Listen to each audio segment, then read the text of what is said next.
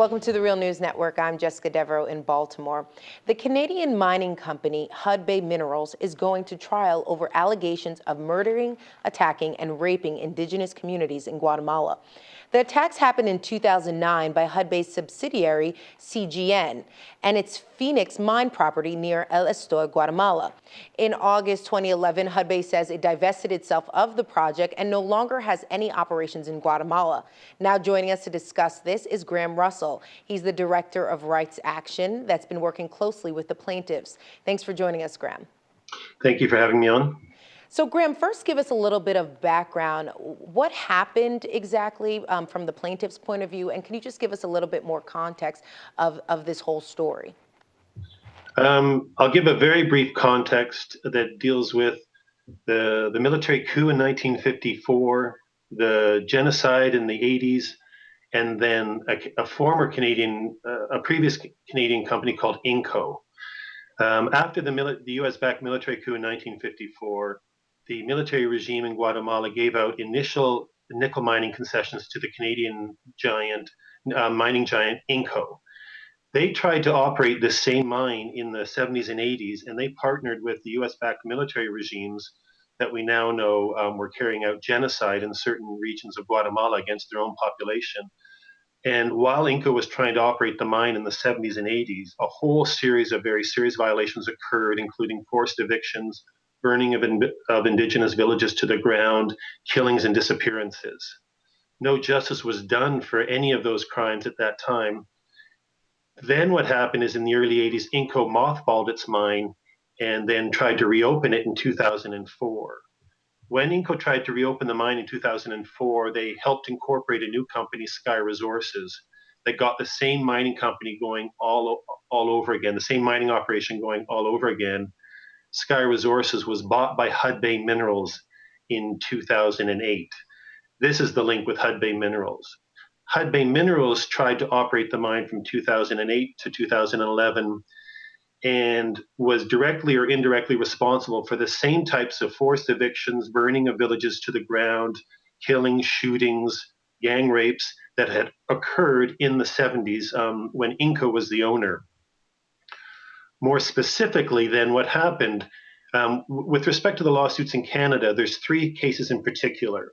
The gang rape of 11 indigenous Mayan Quechua women that took place in January of 2007 in the village of Lote Ocho, the shooting and killing of a community leader, Adolfo Ish, that took place in September of 2009, and the shooting and paralyzing of a young Mayan Quechua man, Herman Chub, that took place on the same day that Adolfo Ish was shot and killed.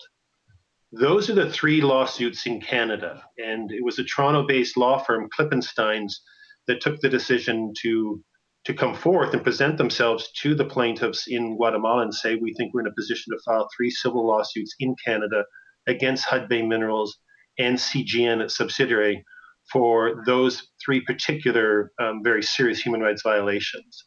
Those are the cases that have now been, after 3 years of pretrial motions to dismiss, the Ontario Superior Court has ruled that Canada is the proper jurisdiction to hear these trials, that HudBay can be held directly accountable in Canadian courts for what allegedly occurred in Guatemala, and that HudBay can also be held accountable in Canada for what its subsidiary company, CGN, allegedly did in Guatemala. And HudBay isn't denying that this confrontation took place. They actually issued a statement and they posted it to their website. It says, quote, "Throughout the attack, CGN security and other personnel showed extraordinary restraint and acted only in self-defense. Their measured response to the various attacks helped to prevent a further escalation of violence, thus limiting the number of injuries on both sides of the confrontation." We should also remind viewers that HudBay has ceased operations in Guatemala. But can you just explain for us, Graham, what is the significance of them being tried in Canada? Firstly, on the facts of the case, I mean, clearly, I've worked with the Mayan Quechua people for over 10 years and seen these things, these types of situations firsthand in many different mining-related struggles across Guatemala. And the repression that took place on both in the community of Lote Ocho with the forced eviction, the burning of 100 houses to the ground, and the gang rape of women is unfortunately very common in mining-related struggles. The repression that took place the day that Adolfo Isch was shot and killed, and when Herman Chub was shot and paralyzed from the chest down, is also very common. And the mining companies always put out the same sort of PR statements, and not surprisingly so. They're not going to admit to their guilt. But I have no question in my mind that this was a peaceful protest. Well, first off, with respect to the gang rapes, they are the legitimate owners of their land, and that this was an illegal forced eviction that became extraordinarily violent, and that the company should be held to account for that. And on the day that Adolfo Isch was shot and killed, it was a peaceful protest against the mining company, and they opened up fire with deadly force, and they should be held to account for that. Held to account in Canada. So what's the significance of that? Well, that firstly, there's no way at all that justice can be done in Guatemala. Guatemala is a profoundly undemocratic country where the rule of law and the administration of justice fundamentally do not work. I'm overstating that point a bit, but not much. Secondly, these cases should be heard in Canada, whether or not the legal system in Guatemala works, which it doesn't. They should be held in Canada because all of the fundamentally important corporate decisions were taken by HudBay in Toronto. HudBay had complete ownership control over CGN. This was HudBay's only mining operation in Guatemala. There are managerial people that held positions in both HudBay and CGN at the same time. So HudBay had corporate control over all the important decisions as to what was going on in Guatemala. And for those reasons, that's why the trial should take place in Canada. What's the fundamental significance of it is that this has never happened before. There are dozens, if not hundreds, of Canadian mining companies operating all over the world, and repression and human rights violations like this are quite common in many countries around the world at Canadian-owned mine sites. And yet, none of these cases have ever been able to proceed in Canadian courts until this case. So actually, the precedent, the legal precedent, has already been set with for the first time in Canadian legal history, that a Canadian company will be held to account in Canadian courts, and we'll see what happens as the trial proceeds over the next 5 to 10 years. Okay, let's talk about the situation on the ground in Guatemala. We're hearing that people are receiving threats and there's backlash towards the indigenous community. Can you talk about that a little bit, Graham? Very serious situation, and this happens systemically and sort of predictably in a country like Guatemala. Whenever people, whether they're indigenous people or non-indigenous people, stand up to fight for their rights and defend their rights, they become victims of further repression, threats, and intimidation. And it's no different in this case with respect to the Mayan Kekchi people struggling to get control over their lands and territory and to fight for justice with respect to the Canadian Mining Company.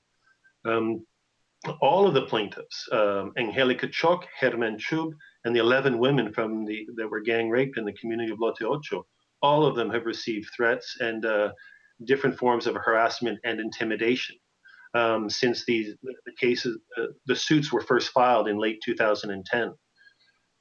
With respect, very recently, there's been a concerted effort by CGN, the former Canadian subsidiary company in Guatemala, to divide the 11 women amongst themselves. And there has been direct threats against the women that they will lose access to their land. They will be kicked off their land in Lote Ocho if they don't drop the suits in Canada. There has been a rumor mongering spread that some of the women, when they've come to Canada to participate as plaintiffs in the trial, they're receiving vast amounts of money in Canada and they're not sharing it with anyone. These stories are absolutely false.